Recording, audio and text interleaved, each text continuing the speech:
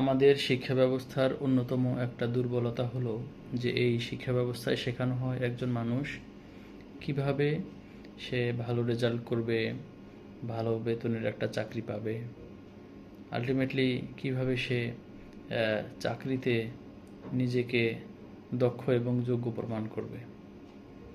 এইটাই হচ্ছে আমাদের বর্তমান যে শিক্ষা ব্যবস্থা, এর আলটিমেট উদ্দেশ্য। অ্যাকচুয়ালি যারা এইভাবে বেড়ে ওঠে, আলটিমেটলি তাদেরকে আজীবন টাকার জন্য কাজ করতে হয়, অর্থাৎ চাকরি করতে হয়। অন্যদিকে যাদের আর্থিক শিক্ষা আছে বা ফাইন্যান্সিয়াল এডুকেশন আছে, তারা জানে যে কিভাবে টাকাকে নিজের জন্য কাজ করাতে হয়। বিধায় তারা এটা জানে, বিধায় একটা পর্যায়ে গিয়ে তারা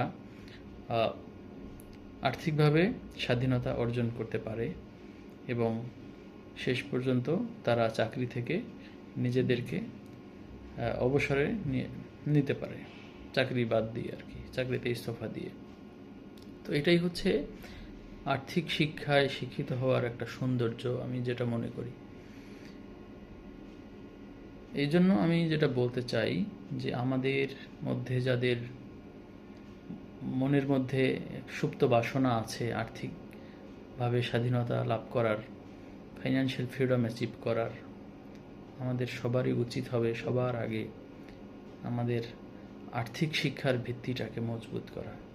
হাউ মানি ওয়ার্কস, টাকা কিভাবে কাজ করে এই জিনিসটাকে জানা, টাকাকে কিভাবে নিজের জন্য কাজে লাগাতে হয় সেটাকে জানা, আলটিমেটলি টাকাকে নিজের বশে রাখা।